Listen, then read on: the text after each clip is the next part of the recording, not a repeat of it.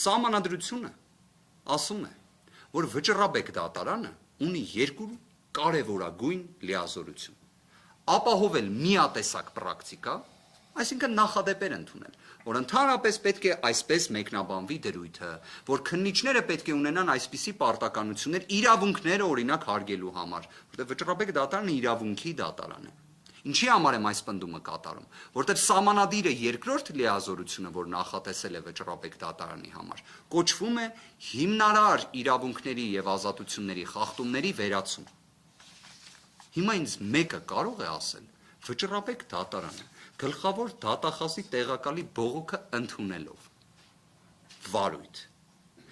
20 օրյա ժամկետում որոշում ընդունելով միատեսակ պրակտիկա էր ապահովում, թե հիմնարար իրավունքների խախտումներն էր վերացնում։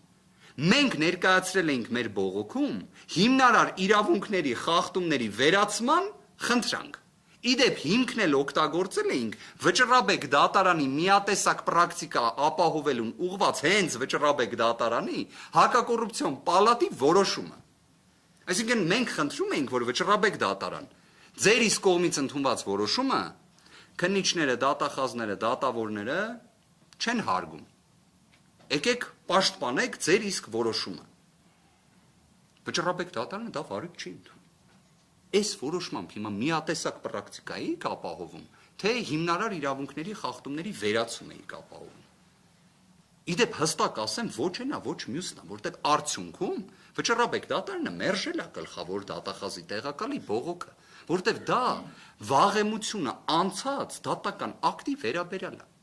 Օգոստոսի 15-ի դատական ակտի վերաբերյալ որոշում են կայացնում։ Բայց դուք նայեք ինչքան կարևոր էր իրենց համար, որ նոյեմբերի 13-ին անպայման պետք է հրապարակվի, որը վերջին օրն է կալանքի երկարաձգման միջնորդության ներկայացման եւ այլ եւ այլ։ Այն, որ այս գործում